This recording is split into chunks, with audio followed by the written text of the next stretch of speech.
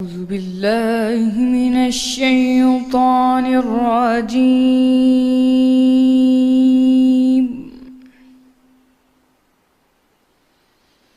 بسم الله الرحمن الرحيم.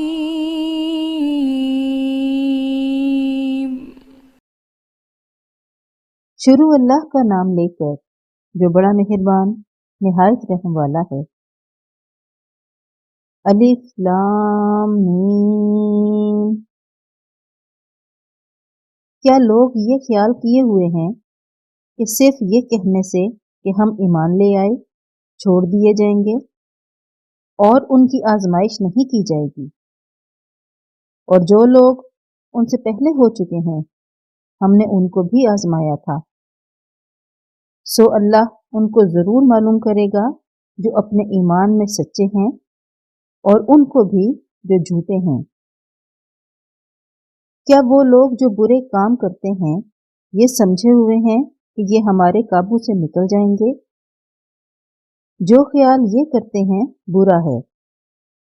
جو شخص اللہ کی ملاقات کی امید رکھتا ہو تو اللہ کا مقرر کیا ہوا وقت ضرور آنے والا ہے، اور وہ سننے والا اور جاننے والا ہے۔ اور جو شخص محنت کرتا ہے تو اپنے ہی فائدے کے لیے محنت کرتا ہے، اور اللہ تو سارے جہان سے بے پرواہ ہے۔ اور جو لوگ ایمان لائے اور نیک عمل کرتے رہے ہم ان کے گناہوں کو ان سے دور کر دیں گے اور ان کو ان کے اعمال کا بہت اچھا بدلہ دیں گے۔ اور ہم نے انسان کو اپنے ماں باپ کے ساتھ نیک سلوک کرنے کا حکم دیا ہے۔ اے مخاطب، اگر تیرے ماں باپ تیرے در پہ ہوں کہ تو اپنے ساتھ کسی کو شریک بنائے جس کی حقیقت کی تجھے واقفیت نہیں تو ان کا کہنا نہ مانیو۔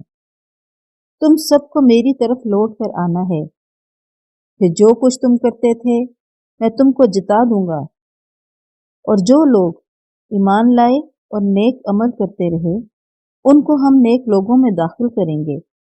اور بعض لوگ ایسے ہیں جو کہتے ہیں کہ ہم اللہ پر ایمان لائے، جب ان کو اللہ کے رستے میں کوئی ایذا پہنچتی ہے تو لوگوں کی ایذا کو یوں سمجھتے ہیں جیسے اللہ کا عذاب۔ اور اگر تمہارے پروردگار کی طرف سے مدد پہنچے تو کہتے ہیں کہ ہم تو تمہارے ساتھ تھے۔ کیا جو اہل عالم کے سینوں میں ہے اللہ اس سے واقف نہیں؟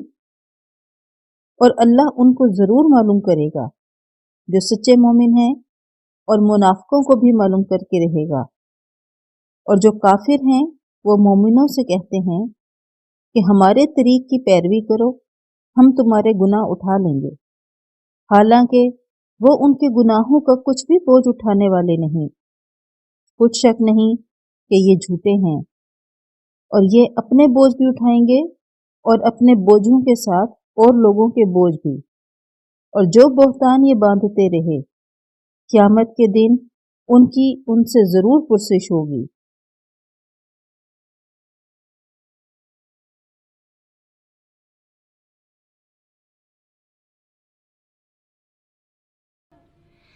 صدق اللہ